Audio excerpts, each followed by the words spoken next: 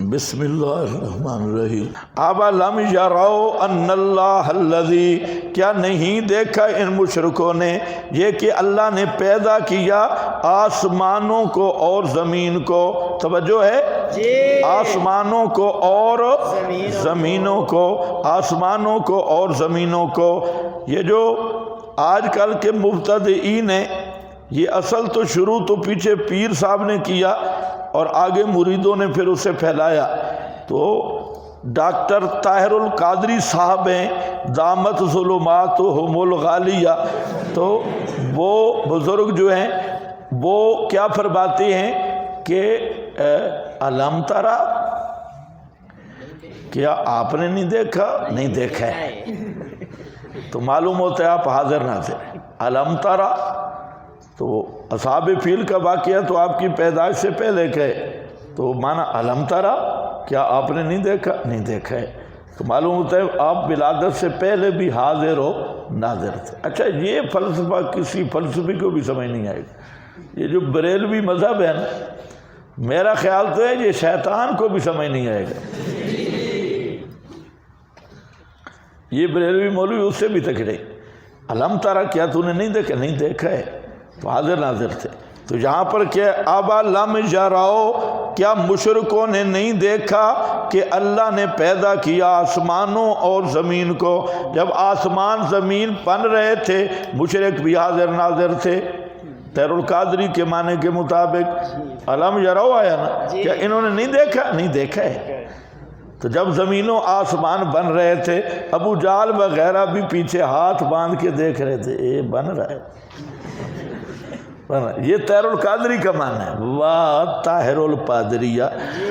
اَوَلَمْ يَرَوْا، تو یہاں رویت قلبی ہے اور یہ انداز عربیت ہے، یہ آئے گا انشاءاللہ کہ یہ عربی کا انداز ہے، ہماری بولی میں بھی ہے، اور یہ انداز تکلم، اس کا مطلب ہوتا ہے تشویق لما بعد، بعد والے کلام کے لیے شوق دلانا ہوتا ہے۔ جیسے آپ کو پتہ نہیں حلوہ پکا ہوا ہے، تو آپ کو پتہ نہیں، شوق دلانا ہے۔ حلوہ پکا ہوا پہلے نہیں پتہ، اب پتہ چل رہا ہے، لیکن پکا ہوا ہوٹل پہ۔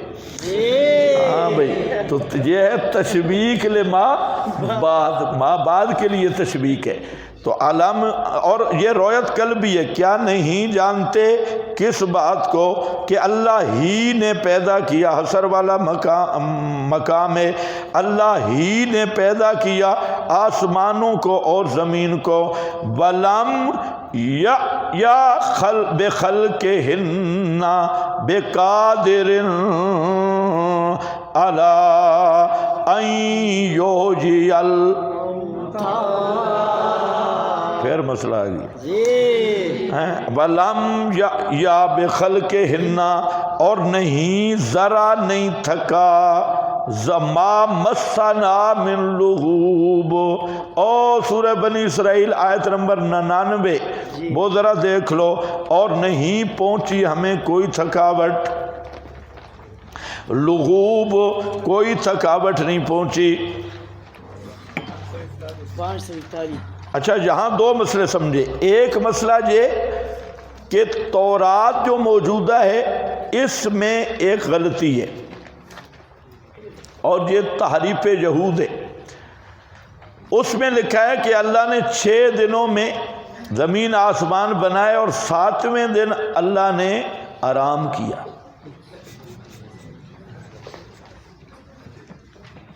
تھکاوٹ ہو، آرام کیا۔ اب قرآن یہ تحریف ہے، تورات میں جو کوئی اللہ نے نازل نہیں کیا تھا، یہ مولویوں نے شیطانی کی جو بدلتے تھے، جو علماء یہود۔ تو اب یہ تورات موجودہ باب استثناء میں موجود ہے۔ اب سمجھ آئے گا قرآن کہ قرآن کس کی غلطی نکال رہا ہے، جو انہوں نے ملاوٹ کی تھی۔ تو قرآن بتا رہا ہے لم یا بخلقہن، اللہ نے آسمان و زمین بنائے اور ان کے بنانے سے نہیں تھکا، یہ ہے مہیمن علیہ۔ تورات میں جو غلطی آئی وہ بھی قرآن نے نکال دی، اس لیے وہاں پر بھی زور لگا ما مسنا من، ہمیں کوئی تھکاوٹ نہیں پہنچی۔ یہ دونوں مقام یاد رکھ لینا یہ تورات میں مذکور غلطی کی اصلاح ہے.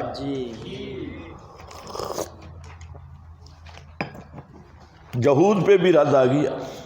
بلم یا یہاں ایک لطیفہ لکھا ہوا ہے کتابوں میں کہ ایک ابو علی تھے، نحوی تھے بڑے معروف. ابو علی آپ نے پڑھا ہے نحو کی کتابوں میں. تو حجاج بن یوسف نے ان بزرگوں کے قتل کا حکم صادر فرمایا، اللہ کمی بیشی معاف فرمائے.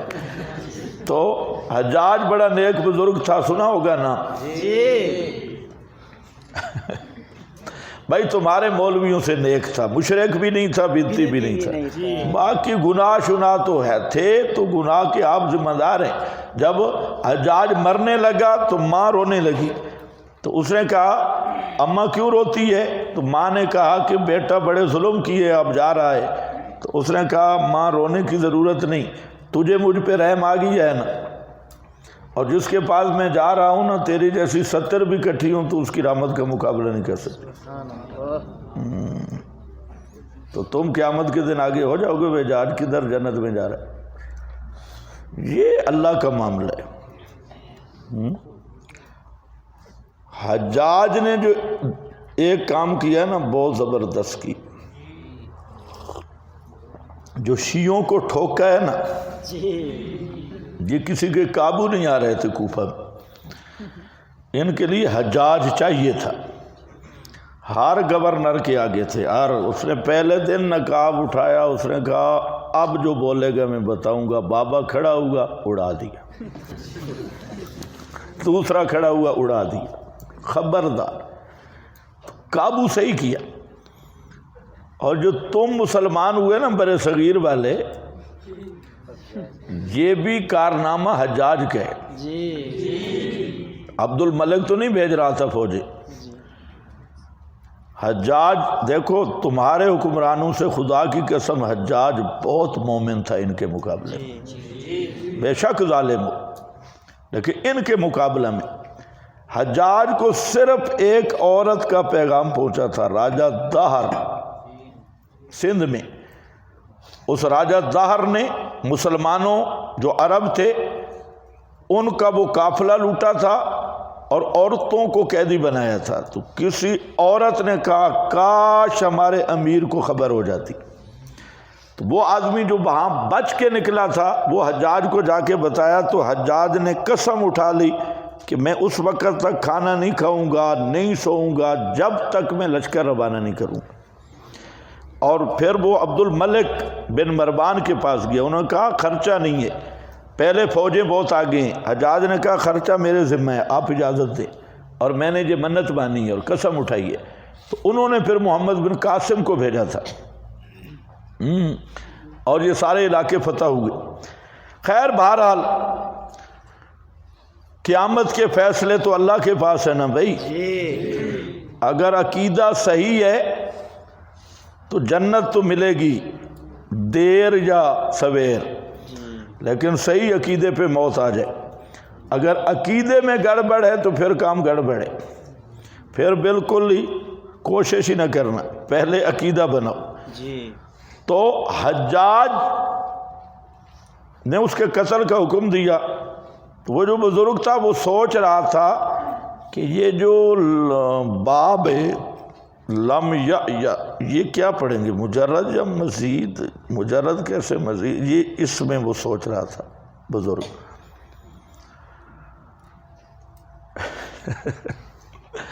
ادھر حجاج نے قتل کا حکم دے دیا تو یہ اس سوچ میں تھا. تو یہ نکلا، حجاج کے کارندے آئے تو باہر ایک عورت تھی، اس نے یہ تو لفظ پڑھا.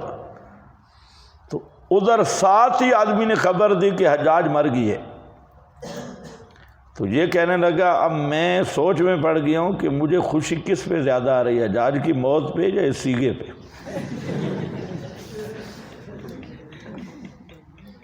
کس پہ زیادہ خوش ہوں، تردد میں پڑ گیا. بعض ایسے بھی منہمک بزرگ ہوتے. اچھا یہ آیت جو ہے نا یہ بنی اسرائیل میں جہاں آئی ہے وہاں پر کیا لفظ ہے؟ قادرن، وہاں با نہیں ہے،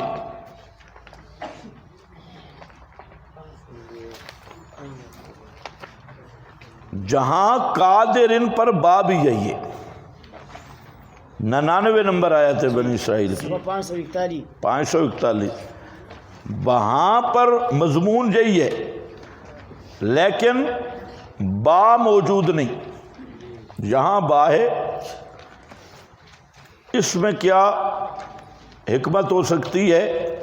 تو واللہ عالم، یہاں پر اصل میں با ذکر کرنے کا مطلب ایک اور چیز کی طرف اشارہ کرنا ہے کہ لفظ انا کی جو خبر ہے یہ بہت دور چلی گئی ہے۔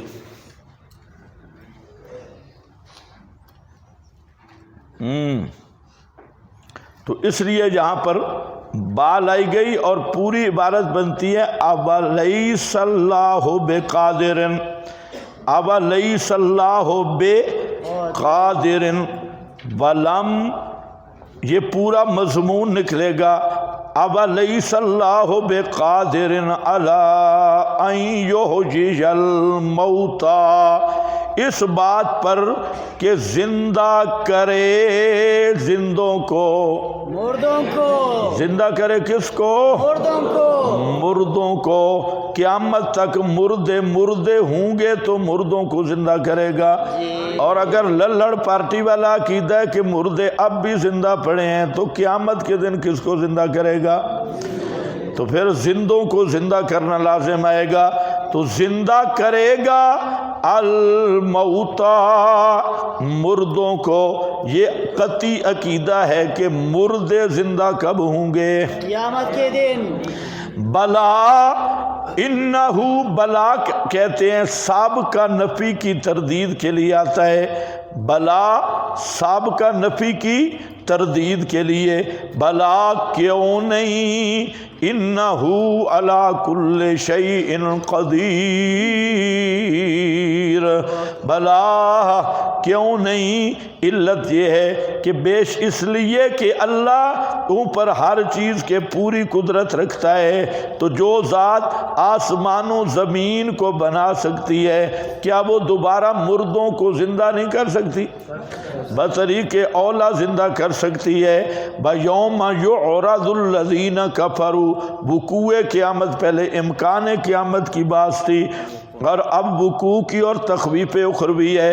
اور جس دن پیش کیے جائیں گے کون؟ کفر، الذین کفروا، ہاں وہ لوگ جنہوں نے کفر کیا آگ پر۔ الیس ھذا بالحق، کیا نہیں ہے یہ امر واقعی؟ دنیا میں انکار کرتے تھے کوئی جہنم نہیں، جب جہنم کے سامنے آئیں گے فرشتے کہیں گے سناؤ مارکا حق ہے یا نہیں ہے؟ نہیں ہے کیا یہ حق؟ قالوا بلا وربنا، جواب مجرمین کہیں گے کیوں نہیں، وربنا، اور قسم ہمارے رب کی، قالا فذوقوا العذاب، اللہ فرمائیں گے یہ تذلیل مجرمین ہے۔ پھر آ گیا ذوقو، ذرا چکھو عذاب کو، تمہیں ذائقہ کا معنی بھی معلوم ہو جائے، ہاں یہ جب پہ لگانے والا ذائقہ نہیں۔ فذوقوا العذاب بما کنتم تکفرون، پھر آ گیا تکفرون، صوفی بہت مشکل میں پڑیں گے، کافرون اور تکفرون سارا باب ہی یہی ہے، تکفرون، بس مضمون ختم ہو گیا۔ فاصبر، فاصبر کیا معنی کرو گے؟ فاصبر، ڈٹ کے رہو میرے پیغمبر۔ حوامی میں سبا کا مسئلہ بیان ہو گیا، اب کیا کرو؟ فاصبر، پکے ہو کے رہو اسی مسئلہ پہ، مصائب برداشت کرو اور تسلی رکھو، کما صبروا اولو العزم من الرسل، جیسا کہ ڈٹے رہے صاحب ہمت کے رسولوں سے۔ اس من میں دو قول ہیں، ایک قول یہ ہے کہ یہ من تبعیضیہ ہے۔ من تبعیضیہ وہ ہوتا ہے جس کا مدخول بعض افراد ہوتی ہیں، تبعیضیہ۔ تو اس قول پر علماء نے فرمایا کہ اولو العزم من الرسل 5 ہے، جن کا تذکرہ سورہ احزاب آیت نمبر 7 میں ہے۔ جلدی نکالیں جلدی۔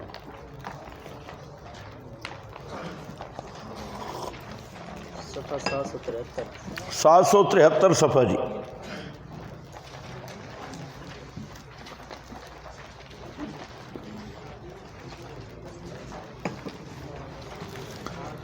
وَإِذْ أَخَذْنَا مِنَ النَّبِيِّينَ مِيثَاقَهُمْ، اور جب لیا ہم نے نبیوں سے میثاق ان کا، یہ کیا تھا؟ بِتَبْلِيغِ الرِّسَالَةِ بَالدُّعَاءِ إِلَى الدِّينِ الْقَيِّمِ، مسئلہ صاف صاف بیان کرنا ہے۔ وَمِنْكَ، اور آپ سے بھی، وَمِن نُوحٍ 1، ابراہیم 2، موسیٰ 3، عیسیٰ 4، اور آپ 5۔ یہ 5 کہا گیا ہے کہ یہ رسول مراد ہیں۔ اسی طرح حامیم سورہ شورى میں آیت نمبر 13 آپ پڑھ چکے ہیں، شرع لکم من الدین ما وصى بہ نوحا، تو اس میں بھی انہی کا تذکرہ ہے۔ تو بعض مفسرین فرماتے ہیں کہ یہ من تبعیضیہ ہے اور اس سے یہ 5 رسول مراد ہیں، لیکن اس قول کی بنا ایک فاسد امر پہ، اور وہ فاسد امر حاشیے پہ موجود ہے۔ یہ تردید کے لیے میں نے کبیر کی عبارت لکھی ہوئی ہے، اوپر تم بھی تردید لکھ دو، پھر میرے ذمہ نہ لگانا کہ وہ بھی لگی ہے۔ اس لیے الفرقان کا پہلا صفحہ پڑھنا ہے، وہاں پر میں نے لکھا ہے بہت ساری عبارتیں تردید کے لیے لکھی ہوئی ہیں، کیونکہ یہ بات مشہور ہو چکی ہے کہ یہ اب اس کی بنیاد اور ریزن کیا ہے؟ وہ یہ ہے کہ بزرگ فرماتے ہیں کہ بعض رسول اولو العزم نہیں تھے۔ اچھا، اب اس پر کیسے ہیں؟ کہتے ہیں دیکھو آدم کے بارے میں کیا فرمایا، لم نجد لہو عزما، اور داؤد اپنی ذلت پہ 40 سال روتے رہے۔ اللہ معاف کرے کذاب کو، جس نے جھوٹ کہا ہے 40 سال روتے رہے، تو ساتھ تھا؟ تو ایسی کچی باتیں تفسیروں میں آتی، میں جان بوجھ کے عبارت لایا ہوں آپ کو سمجھانے کے لیے کہ اس طرح کی خرافات کے پیچھے مت پڑو۔ اب یہ حاشیہ نہیں دیکھ رہے آپ، من للتبعیض ہے حاشیہ نمبر 1، یہ تبعیض کے لیے، اور اس سے مراد اولو العزم بعض انبیاء ہیں، اور وہ کون ہیں؟ نوح ہیں، اور انہوں نے صبر کیا، اور اس کے بعد ابراہیم ہیں، انہیں آگ میں چلے گئے، اور اپنے کون ہیں؟ اسحاق ہیں، اسحاق نے ذبح پہ صبر کیا۔ حضرت اسحاق ذبیح ہیں یا اسماعیل؟ بزرگ فرما رہے ہیں حضرت اسحاق، یہ خالص یہودیوں سے لیے، یہ یہودیوں کی روایت ہے۔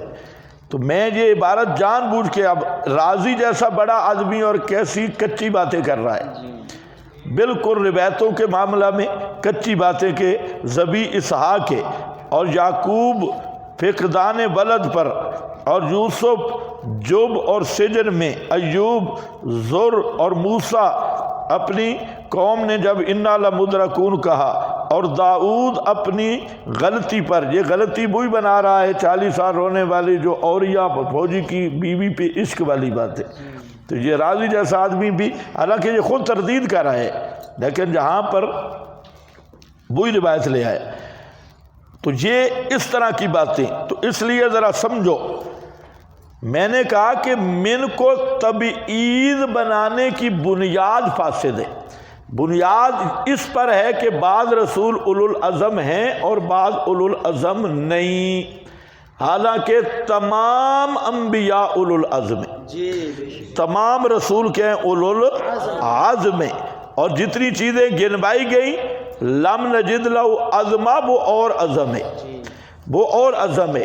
حضرت یونس یا انبیاء کی جو ذلات الانبیاء ہیں وہ اس عزم کے منافی نہیں ہیں، ان کا مقام اور ہے۔ یہاں اولو العزم دعوت کے میدان میں ڈٹ کے رہو جیسے پہلے دائی ڈٹے رہے، تو جہاں اولو العزم اور ہمت کس کو کہا گیا ہے؟ میدان دعوت، کہ دعوت کے میدان میں ہمت نہیں ہارنی، اور میدان دعوت میں ہر نبی اولو العزم ہے۔ اور سمجھو بزرگو، ہاں جی انشاءاللہ 3:30 بجے تک جی کر دو۔ ہاں بھئی اولو العزم من کیا میں نے کہا کہ یہ اس کو بن تبیزیہ بنانے کی بنیاد کمزور ہے، اس لیے یہ من بیانیہ بنانا بہتر ہے تبیین کے لیے، اور مطلب ہے معنی کیا ہوگا؟ ڈٹے رہو میرے پیغمبر جیسا کہ ڈٹے رہے بڑی ہمتوں والے رسول، ہمتوں والے سب رسول وہ جیسے ڈٹے رہے۔ بلا تستعجل لہم، اور ان کے لیے جلدی عذاب نہ مانگو۔ آپ عذاب مانگتے تھے نہیں مانگتے تھے؟ ہاں اچھا، کئی کو شک ہے کیونکہ سنا ہوا ہے نا رائے بینڈ والا دی، آپ تو رحمت للعالمین ہیں، کہ اللہ رحمان ہے، کافر کو جہنم میں ٹھوکے گا یا نہیں؟ تو کافر کو جہنم میں ٹھوکنا اگر رحمان کی رحمانیت کے خلاف نہیں تو کافروں کو قتل کرنا اور بربادی کی دعا کرنا رحمت للعالمین کی رحمت کے خلاف کیسے بن گئی ہے؟ اس لیے میں نے کہا تم نے جو سیرت پڑھی ہے نا وہ صوفیوں کی پڑھی ہوئی ہے، اور نبی پاک امام المجاہدین ہے، نبی السیف ہے۔ آپ کو جو سیرت بتائی گئی مولویوں نے بتائی تو آپ کے ذہن میں یہ تصویر آتی ہے جیسے پاکستانی پیر اور یہ بڑے بڑے حضرات اقداس یہ جس طرح پروٹوکول، اور کوئی بزرگ پیچھے لگا، کوئی آگے لگا، کوئی چادریں ایک 3 5 چادریں اوپر کی ہوئی ہیں، اور لوٹا بھی اٹھانا ہو تو نہیں بزرگ اٹھا سکتا، تو آپ کے ذہن میں اس طرح کے تصورات ہیں، خبردار یہ آپ کی توہین ہے۔ آپ صلی اللہ علیہ وسلم نبی السیف ہیں، امام المجاہدین ہیں، اور رحمت للعالمین بالکل ہیں، لیکن یہ بھی کفر کا مٹانا، کافروں کو رگڑا لگانا، تلوار اٹھا کے بدر میں آنا، احد میں کافروں کو للکارنا، فتح مکہ پہ چڑھائی کرنا، یہ سب رحمت للعالمین کی رحمت ہی کا تقاضا ہے۔ بے شک یہ رحمت کے خلاف نہیں، تم نے رحمت صرف لڈو سمجھے اور حلوہ سمجھا ہے، جب میٹھی میٹھی باتیں سمجھی ہیں تو یہ خیال رہے۔